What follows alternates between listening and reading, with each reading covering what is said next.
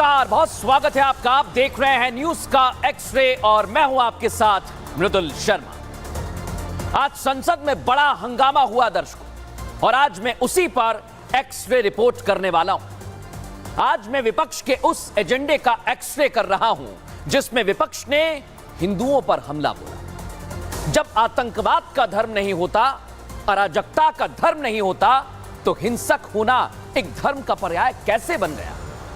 मैं आपको आज विश्वास दिलाना चाहता हूं, हमारी टीम ने जो एक्स-रे रिपोर्ट आपके लिए तैयार की है वो हर जानकारी आप तक पहुंचाएगी, और उम्मीद करता हूं कि आप हमारे साथ अंत तक बने रहेंगे। आज की एक्स-रे रिपोर्ट्स कौन कौन सी महत्वपूर्ण रिपोर्ट्स हैं, आइए जरा मैं आपको बता देता हूं। आज हमारी टीम ने रिसर्च की है और आपके लिए क्या लेकर आए हैं दिखाते हैं आपको, ये आप देखिए। सबसे पहले मैं बात करूंगा संसद में हिंदुओं का अपमान हुआ, किसने क्या कहा यह बताऊंगा, और कैसे राहुल गांधी के बयान पर हमला हुआ यह भी बताऊंगा। फिर बताऊंगा आपको कि संवैधानिक नियमों को नजरअंदाज किया जा रहा है, इससे अनजान है विपक्ष के नेता, क्या है इसका सच यह भी बताऊंगा। और आखिर में आपको बताऊंगा सनातन विरोधी गैंग एक बार फिर से एक्टिव हो गया है। कौन है ये लोग, क्या इनकी चाल है, आज एक्सपोज करूंगा। लेकिन पहली खबर क्या है आइए जरा आपको बताता हूं। आज मैं आपको एक्स-रे रिपोर्ट में बताऊंगा राहुल ने हिंदुओं को हिंसक क्यों कहा। यह सवाल बहुत बड़ा है। दूसरी बड़ी जानकारी, मोदी शाह ने कैसे करारा जवाब दिया है यह भी आपको बताऊंगा। और आखिर में बताऊंगा राहुल हिंदुओं से माफी कब मांगेंगे, यह सवाल बना हुआ है। लेकिन एक्स-रे रिपोर्ट शुरू करूं, बताऊं आप, उससे पहले सुनिए जरा आज राहुल गांधी ने कैसे संसद में हिंदुओं को बदनाम किया, अपमानित किया। सुनिए जरा। शिव जी कहते हैं डरो मत, डराओ मत, अभय मुद्रा दिखाते हैं, अहिंसा की बात करते हैं, त्रिशूल को जमीन में गाड़ देते हैं। अगर आप शिव जी को देखें तो उनकी इमेज से आपको पता लगता है कि हिंदू डर नहीं फैला सकता, हिंदू हिंसा नहीं फैला सकता, हिंदू नफरत नहीं फैला सकता। और जो लोग अपने आप को हिंदू कहते हैं वो 24 घंटा हिंसा हिंसा हिंसा, नफरत नफरत नफरत, असत्य सत्य असत्य। बीजेपी 24 घंटा नफरत हिंसा, नफरत हिंसा, नफरत हिंसा। हिंदू धर्म में साफ लिखा है सत्य के साथ खड़ा होना चाहिए, सत्य से पीछे नहीं हटना चाहिए, सत्य से नहीं डरना चाहिए। अहिंसा हमारा प्रतीक है। अभय मुद्रा ऐसे कीजिए, ऐसे कीजिए, अभय मुद्रा। तो देखा आपने किस एजेंडे के तहत काम किया जा रहा है। लेकिन अब मैं आपको बताऊंगा राहुल गांधी के बयान पर क्या हुआ। इस तस्वीर से आप समझिए, और इस तस्वीर को समझना होगा आप लोगों को। राहुल गांधी की मंशा को समझना होगा, इंडी गठबंधन के एजेंडे को समझना होगा। दर्शकों, लोकसभा में राहुल गांधी अपने एजेंडे को साधने के लिए भगवान शिव की तस्वीर लेके गए, इसका सहारा लेने लगे। स्पीकर ओम बिड़ला ने तस्वीर दिखाने पर आपत्ति जताई, नियम का हवाला दिया, तो भोलेनाथ की तस्वीर उन्होंने टेबल पर रख दी। जो शिव सबके आराध्य, जिनसे करोड़ों लोगों की आस्था जुड़ी हुई है, उन्हें राहुल गांधी ने अपनी राजनीति चमकाने के लिए इस्तेमाल किया है, इस पर आपत्ति है। और स्पीकर ने आपत्ति जताई तो राहुल गांधी बौखला गए। अहिंसा की बात करते करते राहुल का दिल सच जुबान पर ले ही आया। राहुल ने भरी संसद में हिंदुओं को हिंसक बता दिया। जी हां, वोट हासिल करने के लिए जो विपक्ष कल तक ओबीसी, एससी, एसटी और सवर्णों को बांट रहा था, आज वो जाति और वर्ग को भुलाकर सभी हिंदुओं को हिंसक बता रहा है। सोचिए जरा। लेकिन दर्शकों, जब आज अमित शाह और प्रधानमंत्री नरेंद्र मोदी ने यह सुना तो संसद में उन्होंने कैसे जवाब दिया राहुल गांधी को, वो आपको सुनवाता हूं। ये विषय बहुत गंभीर है। पूरे हिंदू समाज को हिंसक कहना ये गंभीर विषय है। विपक्ष के नेताजी ने कैटेगोरिकली कहा है कि जो अपने आप को हिंदू कहते हैं वो हिंसा करते हैं। इस देश में शायद इनको मालूम नहीं है, करोड़ों लोग अपने आप को गर्व से हिंदू कहते हैं, गर्व से हिंदू कहते हैं। क्या वो सभी लोग हिंसा की बात करते हैं, हिंसा करते हैं? हिंसा की भावना को किसी धर्म के साथ जोड़ना और इस सदन में और संवैधानिक पद पर बैठे हुए व्यक्ति ने, मैं मानता हूं मान्यवर, उन्होंने इसकी माफी मांगनी चाहिए। तो सुना आपने गृह मंत्री अमित शाह और प्रधानमंत्री नरेंद्र मोदी को। लेकिन आज संसद में इतना ही नहीं हुआ, बहुत कुछ हुआ है दर्शकों। एक्स्ट्रा रिपोर्ट से पहले आज मैं एक और चीज बताना चाहूंगा। लोकसभा में खड़े होकर राहुल गांधी ने न सिर्फ भगवान शिव का अपमान किया, बल्कि वो अपने साथ सिखों के धर्मगुरु गुरु नानक देव जी की तस्वीर भी लेकर पहुंचे। देखिए आप, उनके हाथ में तस्वीर है। और स्पीकर ओम बिरला के बार बार रोकने के बावजूद राहुल गांधी ने भगवान शिव के बाद गुरु नानक जी की तस्वीर भी संसद में लहराई। देखिए जरा, उसके बाद उनकी तस्वीर को भी टेबल पर रख दिया। बीजेपी कह रही है कि नेता प्रतिपक्ष राहुल गांधी ने अपना एजेंडा साधने के लिए हिंदू, मुसलमान, सिख और ईसाइयों की भावनाओं से खिलवाड़ किया है। जिस संविधान में दर्शकों सभी धर्मों को मानने की आजादी है, राहुल ना तो उस संविधान का सम्मान कर रहे हैं और ना ही देश में रहने वाले अलग अलग धर्मों के लोगों का। क्या सियासत में धर्म को लाना संविधान के खिलाफ नहीं है? आप सोचिए जरा। सिर्फ इतना ही नहीं है दर्शकों, ये आप देखिए, राहुल गांधी ने आज संसद में गुरु नानक देव जी का अपमान किया है। स्पीकर ओम बिरला के बार बार टोकने पर भी राहुल माने नहीं। दरअसल दर्शकों, कांग्रेस का इतिहास ही सिखों के अपमान का रहा है। ये मैं नहीं कह रहा हूं, ये इतिहास कह रहा है। 1984 में एक अलगाववादी के खात्मे के लिए कांग्रेस ने सारी हदों को पार कर दिया और ये आपको याद करना चाहिए। सिखों के आस्था स्थल पर ऑपरेशन ब्लू स्टार हुआ, सैकड़ों बेकसूर सिखों की जान चली गई और आज उसी कांग्रेस के नेता हाथ में गुरु नानक देव जी की तस्वीर लेकर अपना सियासी एजेंडा चला रहे हैं। ये सवाल बहुत कड़े हैं और बड़े हैं, लेकिन आज संसद में किस तरह से जवाब दिया गया। राहुल अपरिपक्व हैं, बहुत सारे सवाल खड़े हुए। उसी से जुड़ी हुई ये रिपोर्ट देखिए, फिर आपको बताएंगे केस 1 और केस 2।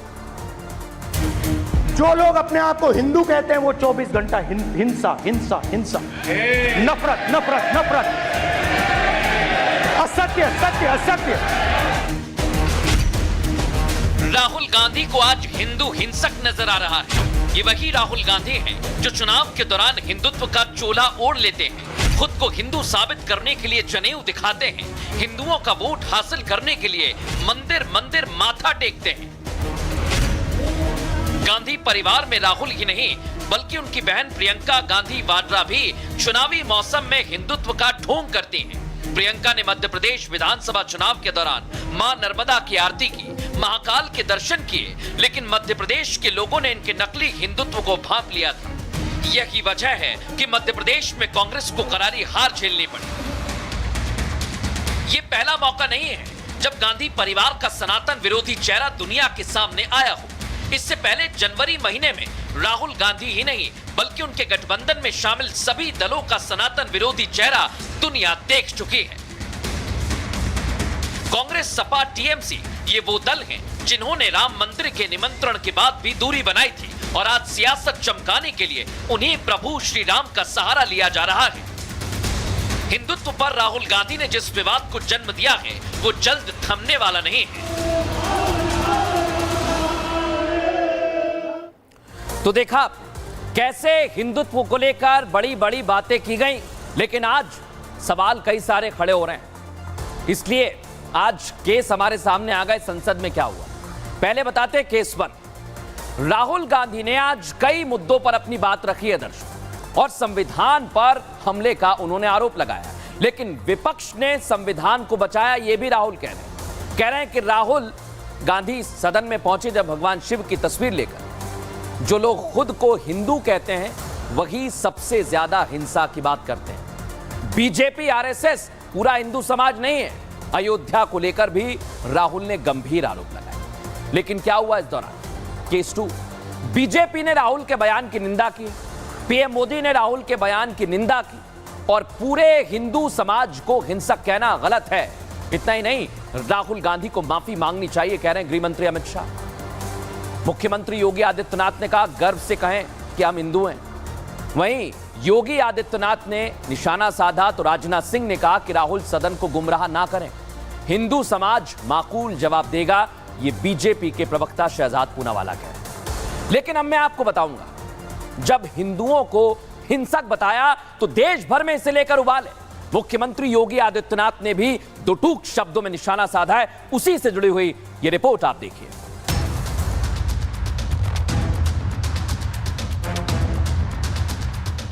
लोकसभा चुनाव के दौरान पूरे इंडी अलायंस ने संविधान बचाओ का एजेंडा छेड़ा। लोकसभा में सीटें बढ़ी तो विपक्ष को लगने लगा कि उसका ये एजेंडा काम कर गया है। लेकिन संविधान की आड़ में अब राहुल गांधी हिंदुओं के अपमान वाली सियासत को हवा दे रहे हैं। उत्तर प्रदेश के मुख्यमंत्री योगी आदित्यनाथ ने कांग्रेस के हिडन एजेंडे को अपने एक ट्वीट से दुनिया के सामने ला दिया। सीएम योगी ने दो टूक शब्दों में कहा कि कांग्रेस तुष्टीकरण की राजनीति में डूबी हुई है। इतना ही नहीं, सीएम योगी ने राहुल गांधी को असली हिंदुत्व की परिभाषा समझाई। योगी ने लिखा, हिंदू भारत की मूल आत्मा है, हिंदू सहिष्णुता, उदारता और कृतज्ञता का पर्याय है। गर्व है कि हम हिंदू हैं। राहुल के इस बयान से हिंदुओं में नाराजगी है, संत समाज में रोष है और बीजेपी राहुल के बयान की निंदा कर रही है। उनका बयान अभी बचकाने से उभर नहीं पाया है। एक अपरिपक्व बुद्धि का व्यक्ति ही इस प्रकार की बचकाना बयानबाजी करेगा। आने वाले दिनों में कई राज्यों के विधानसभा चुनाव हैं। यही वजह है कि राहुल गांधी समेत पूरा विपक्ष तुष्टीकरण की राजनीति में जुट गया है। अखिलेश की नजर जहां दलित वोट बैंक पर है, वहीं राहुल हिंदुओं को हिंसक बताकर खास वोट बैंक को साधने में जुट गए हैं। तो देखा आपने कैसे एजेंडे में जुट गए। लेकिन एक्सरे रिपोर्ट तैयार करने से पहले हमारे सहयोगी पहुंचे साधु संतों के पास और उन्होंने राहुल के बयान को लेकर क्या कहा है, पहले आप वो सुनिए जरा। नेता प्रतिपक्ष राहुल गांधी के द्वारा सनातन हिंदू धर्मावलंबियों को अतिवादी कहे जाने की अखिल भारतीय संत समिति कठोर शब्दों में निंदा करती है। यह जानते हुए कि उनका विचार हिंदू विरोध है, उससे हम यह अपेक्षा नहीं करते कि वो हिंदू हितों की बात करेगा। हिंदू शांत रहता है, लेकिन वो प्रत्युत्तर समय आने पर आपको अवश्य देगा। राहुल गांधी जी, आप जब भी बयानबाजी करने आते हैं तो हिंदी पढ़ के आया करें। ऐसे शब्दों का इस्तेमाल ना करें जिससे किसी की धर्म जाति के ऊपर या किसी के दिल में ठेस पहुंचे और वो आहत हों, और आपको इस पर क्षमा मांगनी चाहिए। उन्होंने संपूर्ण हिंदू समाज को उन्होंने अपमान किया है, सनातनियों का अपमान किया है, भगवान शिव का उन्होंने अपमान किया है। मैं उनकी घोर निंदा करता हूं और उन्हें बार बार माफी मांगनी चाहिए। हिंदुओं को हिंसक बताना, मुझे लगता है राहुल गांधी जी ने घोर पाप किया है और पूरे हिंदू समाज को अपमानित करने का काम किया है, हिंदू भावनाओं को ठेस पहुंचाने का काम किया है।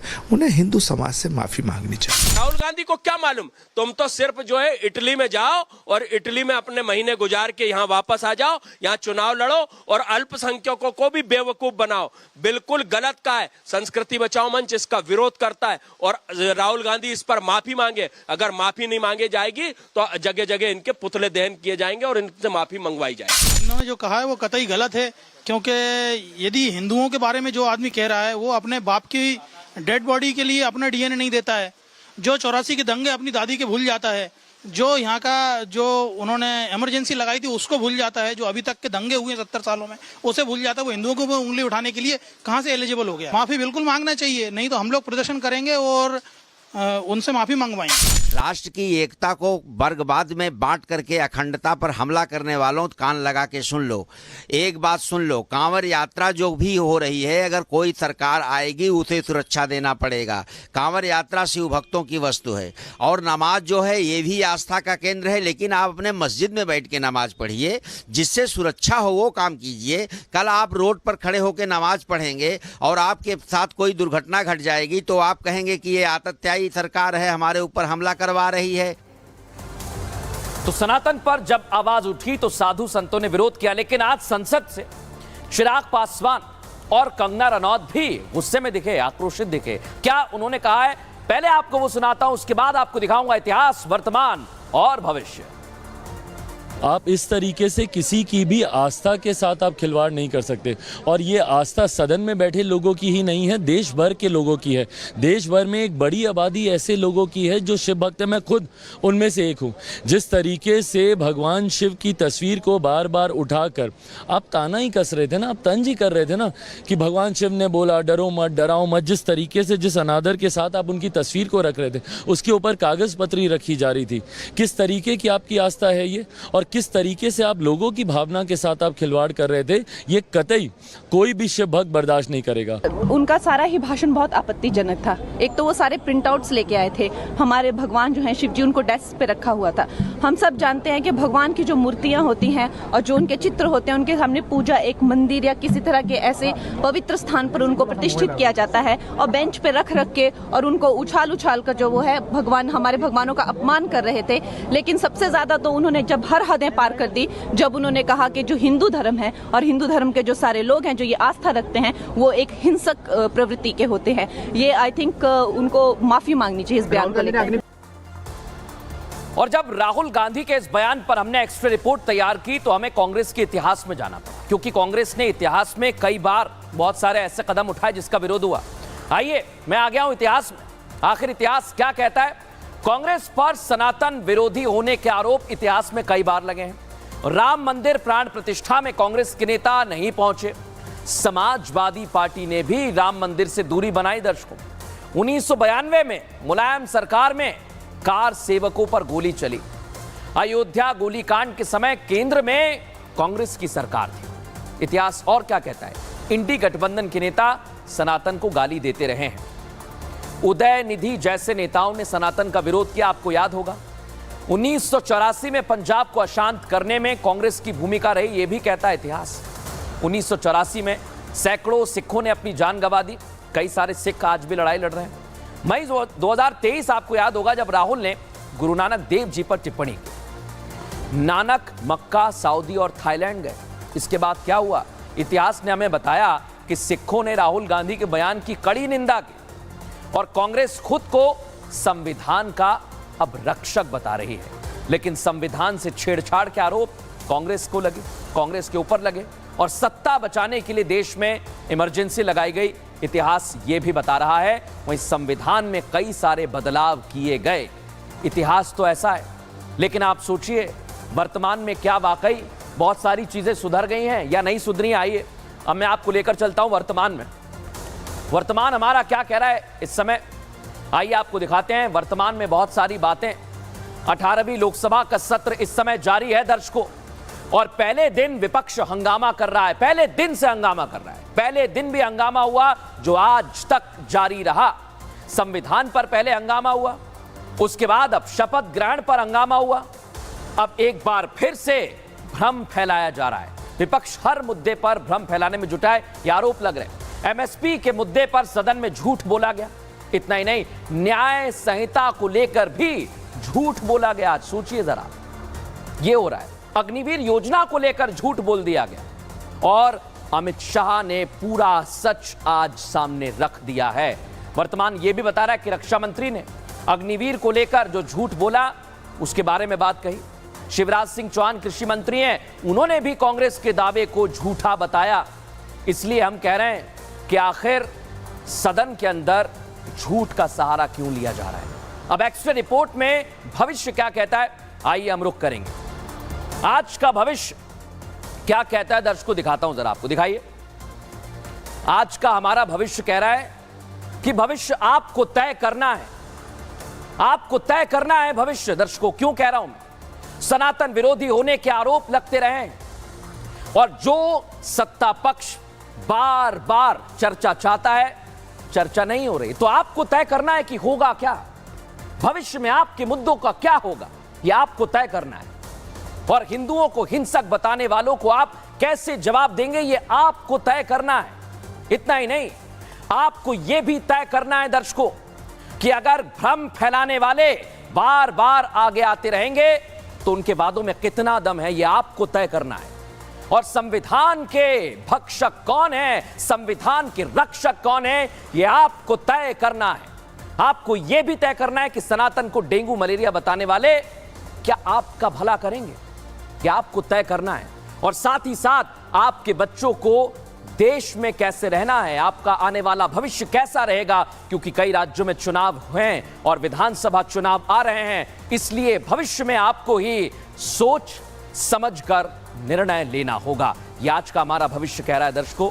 लेकिन अब मैं आपको बताने वाला हूं, इसे लेकर नेता आरोप प्रत्यारोप में लगे हुए हैं।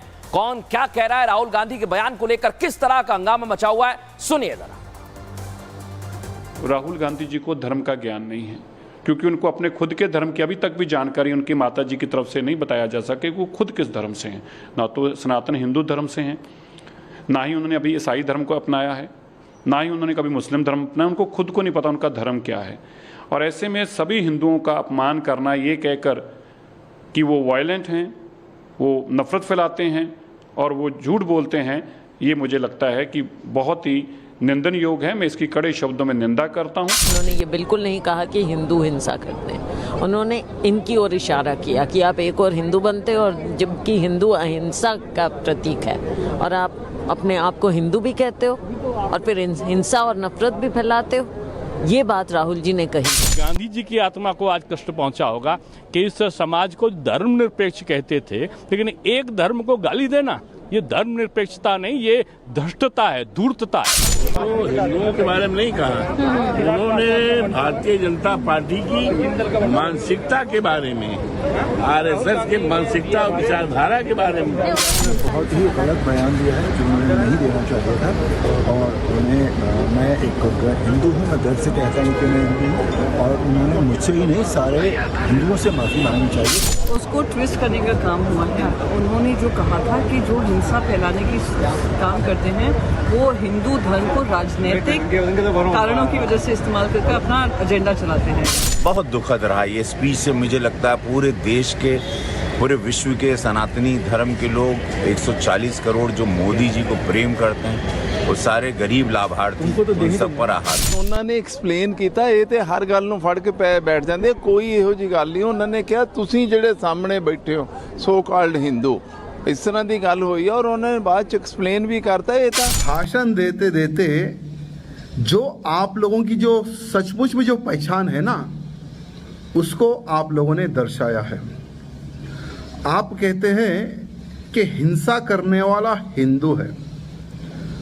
राहुल गांधी जी, आपको हिंदुत्व के बारे में, हिंदू समाज के बारे में आपकी मम्मी से और बहुत सारा ज्ञान प्राप्त करने की आवश्यकता है। प्राइम मिनिस्टर बात को मरोड़ने में बहुत माहिर हैं। उनका ये कहना है कि अगर तालिबान है तो तालिबान जैसे लोग दुनिया में, एक्सट्रीमिज्म है वो सभी धर्मों में। मोदी विरोध में उतरते उतरते आज हिंदुओं के विरोध में उतरना और हिंदुओं को लोकतंत्र के मंदिर और पार्लियामेंट में ही इस प्रकार से अपमानित करना, यही असली चरित्र है कांग्रेस पार्टी का। कांग्रेस पार्टी सबसे बड़ी हिंदू विरोधी पार्टी है। तो देखा, यह हंगामा चल रहा है और अब राहुल गांधी से माफी की मांग की जा रही है। देखना होगा इसे लेकर क्या कुछ करते हैं। लेकिन अब वक्त हो गया हमारी दूसरी एक्स्ट्रा रिपोर्ट का, आइए आपको दिखाते हैं। संवैधानिक नियमों से अनजान, यह आपको दिखाना बड़ा जरूरी है। और जो दर्शक इस समय देख रहे हैं, जो जानकारी आपके लिए मैं देने वाला हूं, लेकर आया हूं, वो जरूर सुनिएगा, क्योंकि मैं बताऊंगा विपक्ष को संविधान की कितनी जानकारी है, तथ्यों से छेड़खानी का मकसद आखिर क्या है, और अग्निवीर पर गलत जानकारी क्यों दी। सबसे पहले सवाल खड़े हो रहे हैं। लेकिन अब बड़ी बात यह है, राहुल गांधी नेता प्रतिपक्ष तो बन गए, लेकिन क्या वो परिपक्व हो चुके हैं? इसी पर सत्ता पक्ष के नेताओं ने सवाल खड़े किए हैं। उसी से जुड़ी हुई ये रिपोर्ट आपको दिखाता हूं। बीजेपी को, आपको 2024 के चुनावी महासंग्राम के बाद जब संसदीय परंपरा निभाने की बात आई, तो नेता प्रतिपक्ष के तौर पर राहुल से जिस जिम्मेदारी और गंभीरता की उम्मीद हो रही थी, उनके विरोधियों के मुताबिक वो एक बार फिर उसे निभाने में नाकामयाब साबित हुए। सोमवार को राष्ट्रपति के अभिभाषण पर धन्यवाद प्रस्ताव में उन्होंने जैसे ही बोलना शुरू किया तो सभी नियमों को धता बताते हुए अपनी अपरिपक्वता का परिचय दे दिया। बतौर लोकसभा में नेता प्रतिपक्ष राहुल गांधी पहली बार बोलने के लिए खड़े हुए तो उन्होंने सरकार को घेरने के लिए नियमों को ताक पर रख दिया। राहुल गांधी की टिप्पणियों पर सदन में जोरदार हंगामा हुआ। बीजेपी सांसदों ने तुरंत माफी मांगने के लिए कहा। इस बीच अपने बयान पर खुद को घिरता देख राहुल ने नीट, अग्निवीर, किसान और मणिपुर जैसे मुद्दे उठाने की कोशिश की, मगर सत्ता पक्ष पर लगाए आरोपों का विरोध झेल रहे राहुल गांधी की कोई तरकीब काम नहीं आई। इसी बीच गृह मंत्री अमित शाह ने राहुल गांधी से माफी की मांग करते हुए उन्हें संसदीय नियम सीखने की सलाह दे दी। नेता प्रतिपक्ष के तौर पर राहुल गांधी के पहले भाषण ने सियासी संग्राम का रूप ले लिया है, जिस पर अब बीजेपी राहुल के लगाए आरोपों पर स्पीकर से उनके पूरे भाषण का सत्यापन कराने की मांग तेज कर सकती है। तो देखा आपने कैसे संसद के नियमों की जानकारी नहीं है, ये तो सामने आ गया। लेकिन एक्स्ट्रा रिपोर्ट तैयार करने से पहले हमारे सामने दो केस आए संसद। दिखाता हूं आपको क्या है। केस 1 क्या कहता है। राहुल गांधी आज सरकारी योजनाओं पर टिप्पणी कर रहे थे। राहुल ने अग्निवीर, एमएसपी और जीएसटी का जिक्र किया। कहा कि अग्निवीर को पेंशन और मुआवजा नहीं मिलेगा। सरकार ने किसानों को एमएसपी नहीं दी है।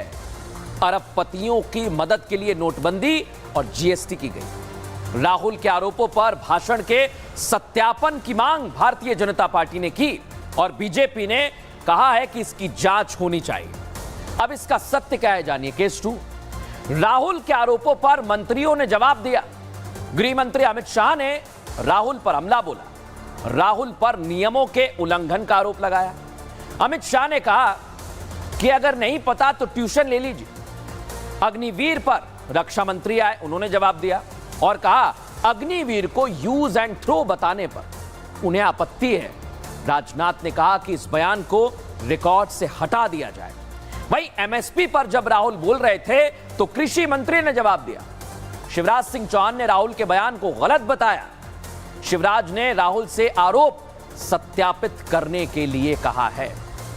तो सोचा आपने, इसलिए आपको सोचना है। मैंने शुरू में कहा था कि जानकारी दी जाती है, लेकिन मैं आपको एक्स्ट्रा रिपोर्ट पूरी बताऊंगा। लेकिन अब सबसे बड़ी और अहम बात क्या है, किस तरह से आज हंगामा हुआ। संविधान को लेकर बड़े हंगामे होते हैं, ये देखिए जरा। संविधान को हाथ में लेकर चलने वाले इंडिया अलायंस के नेता लगातार संविधान बचाने की रट लगाते हैं दर्शकों, मगर संविधान को सियासत के लिए इस्तेमाल करने वाला इंडिया अलायंस सरकार को घेरने के इरादे से खुद ही अपने बुने हुए जाल में फंस रहा है। मैं ऐसा इसलिए कह रहा हूं, आप समझिए, क्योंकि जो विपक्ष संविधान को बचाते हुए खुद को दिखाना चाहता है, वही विपक्ष संविधान की आत्मा को तार तार करने से नहीं चूकता। वो 1975 की इमरजेंसी हो, आपातकाल हो, संविधान का गला घोटा गया, तो उसी आपातकाल के 50 साल बाद आज उसने संविधान से निर्मित संसद में उसके नियमों का तिरस्कार कर दिया। जब राहुल गांधी ने सोमवार को अपने ही पहले भाषण में नियमों की अनदेखी की, जिसमें उन्होंने न सिर्फ सदन में खड़े होकर धार्मिक तस्वीरें दिखाई, बल्कि उनके ऊपर हिंदुओं के अपमान को लेकर निजी टिप्पणियां भी की हैं। लेकिन बड़ी बात क्या है, ये जो पूरा इंडिया अलायंस है दर्शकों, जो संविधान को लेकर बोलता है, संसद में आज चुप हो गया। और ये आपको जरूर देखना चाहिए, कहीं मत जाइएगा अभी आप, क्योंकि अनुराग ठाकुर के सवाल पर विपक्ष ने चुप्पी साध ली। बात बात पर संविधान की दुहाई देने वाला इंडिया अलायंस सरकार पर संविधान को खत्म करने का आरोप तो लगाता है। खुद भी संविधान की आत्मा का कितना सम्मान करता है, ये उसे सोचना चाहिए। संविधान की मूल भावना को अपनी कार्यशैली में क्या ये ढाल पाते हैं? संविधान का कितना अनुसरण करते हैं? शायद इनकी बानगी आपने भी कई दफा देखी होगी। और इंडिया अलायंस के इसी संविधान प्रेम का आज रियलिटी टेस्ट हुआ है, वो भी लोकसभा के अंदर, जब पूर्व केंद्रीय मंत्री और हिमाचल के हमीरपुर से सांसद अनुराग ठाकुर ने विपक्ष के संविधान के मुद्दे पर उसे आड़े हाथों लिया। नेताओं से संविधान के बारे में ऐसा सवाल किया कि विपक्षी खेमे को सांप सूंघ गया। सुनिए जरा, सुनिए जरा, मैं आपको सुनवाता हूं कि उस दौरान संसद में क्या हुआ संविधान के मसले पर। सुनिए जरा इसे ध्यान से। मैं आप सबसे एक और पूछना चाहता हूं, कितने पन्ने होते हैं कॉन्स्टिट्यूशन में? कितने? ऐसा मोटा करके मत बताओ, पेज कितने होते हैं? हाँ, रोज लेके घूमते थे, कभी खोल के पढ़ो तो सही। अरे पढ़ते हो नहीं, लहराते फिरते हो। निकालो जेब से देखो, अरे निकालो जेब से देखो, नकली मार लो। बताओ कितने पन्ने होते हैं? अरे बड़ा संविधान करते थे। पहले संविधान बनाने वाले को, उनको पानी प्रताड़ित करते हैं, अब संविधान दिखाते, पढ़ते नहीं है। राहुल गांधी ने कई सारी बातें कही, लेकिन अब वक्त है प्रधानमंत्री नरेंद्र मोदी का जो जवाब देने वाले हैं। उससे पहले आज बीजेपी ने भी हमला बोला। इसी से जुड़ी हुई हमारी ये रिपोर्ट आपको दिखाते हैं, फिर बताएंगे पूरी एक्स्ट्रा रिपोर्ट। संसद में बतौर नेता प्रतिपक्ष राहुल गांधी के पहले ही भाषण पर सियासी बवंडर खड़ा हो गया है, जिस पर सत्ता पक्ष पूरी तरह से आक्रोश में है। राहुल गांधी के आरोपों पर मोदी सरकार के मंत्री पूरी तरह से हमलावर हैं, जिसमें गृह मंत्री अमित शाह, रक्षा मंत्री राजनाथ सिंह, कृषि मंत्री शिवराज सिंह चौहान और पर्यावरण मंत्री भूपेंद्र यादव शामिल हैं, जिन्होंने न सिर्फ राहुल गांधी को आड़े हाथों लिया, बल्कि उनके झूठ को बेनकाब किया, बल्कि नेता प्रतिपक्ष को संसदीय नियमों की ट्यूशन लेने की नसीहत तक दे दी। राहुल गांधी के पहले भाषण पर सत्ता पक्ष और विपक्ष में खींचतान के बीच सूचना प्रसारण मंत्री अश्विनी वैष्णव ने राहुल गांधी पर जोरदार प्रहार किया। वहीं हिंदुओं को लेकर राहुल के बयान पर सांसद डॉक्टर सुधांशु त्रिवेदी ने करारा जवाब दिया है। इस दौरान उम्मीद जताई जा रही है कि पीएम अपने पुराने अंदाज में विपक्ष के हर सवाल और आरोप का मुखरता से जवाब देंगे। तो एक्स्ट्रा रिपोर्ट का वक्त आ गया है और इसके लिए हमें चलना होगा इतिहास में, क्योंकि जब कोई बात कहते हैं तो हम जाते हैं कहां? इतिहास में। इतिहास में हम आ गए दर्शकों, और संविधान के साथ क्या हुआ है जरा देख लेते हैं। संविधान के साथ कांग्रेस ने कई बार खिलवाड़ किया, यह इतिहास कह रहा है हमारा। अपने स्वार्थ के लिए सरकारों को गिरा दिया गया, संविधान में अपने हिसाब से संशोधन किए गए। कांग्रेस के नाम सरकारें गिराने का रिकॉर्ड दर्ज है इतिहास में। 90 बार चुनी हुई सरकारों को कांग्रेस ने गिरा दिया है दर्शकों। नेहरू ने पहली बार 1951 में पंजाब की सरकार गिरा दी। अनुच्छेद 356 के तहत कम्युनिस्ट सरकार को बर्खास्त कर दिया।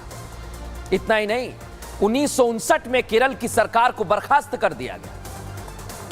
इंदिरा गांधी ने अनुच्छेद 356 का 50 बार इस्तेमाल किया। आप सोचिए, आपातकाल के बाद जब इंदिरा गांधी फिर से प्रधानमंत्री बनी, तब उन्होंने 9 राज्यों में राष्ट्रपति शासन लगा दिया।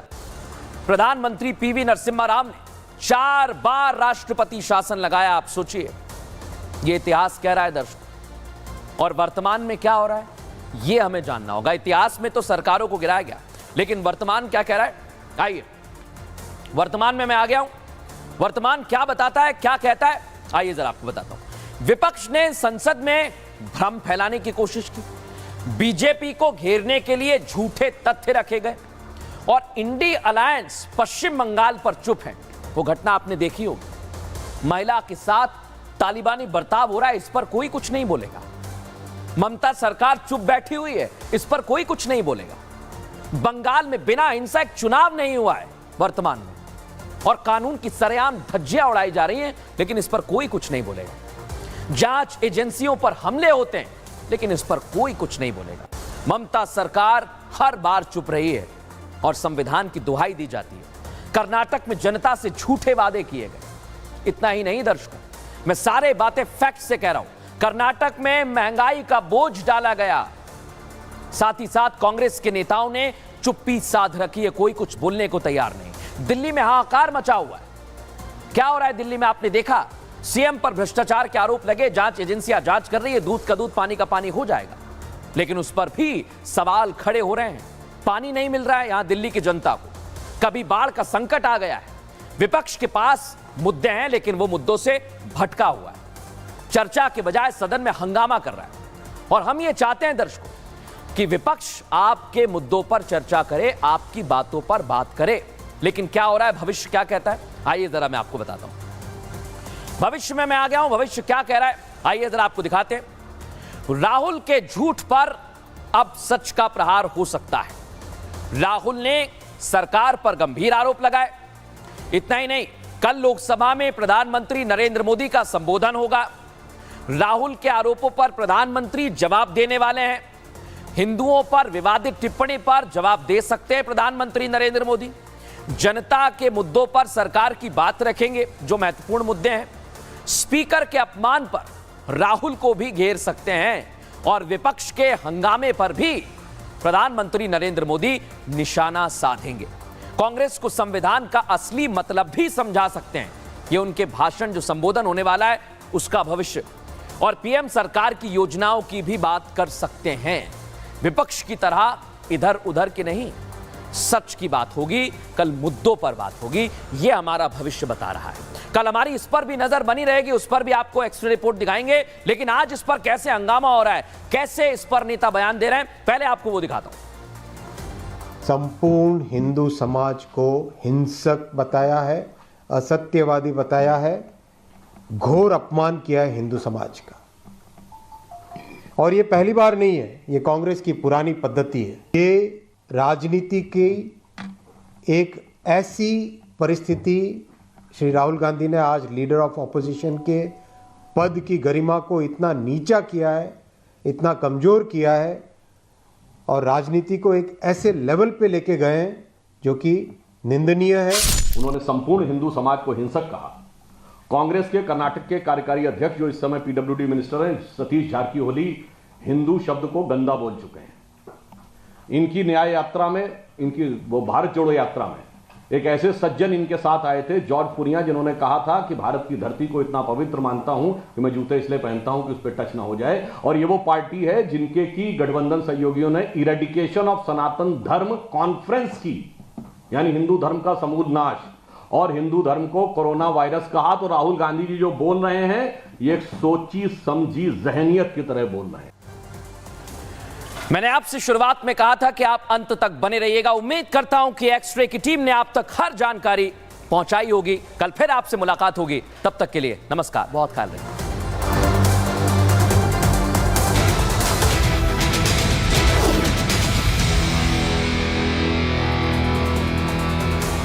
लोन मिलेगा या नहीं, ये आपके क्रेडिट स्कोर पे डिपेंड करता है। आज ही जाइए पैसाबाजार.com पर और अपना क्रेडिट स्कोर चेक कीजिए फ्री में, क्योंकि लोन की जरूरत किसी को भी कभी भी पड़ सकती है। चल एक्टिंग थोड़ा भेल बनो। पैसाबाजार.com।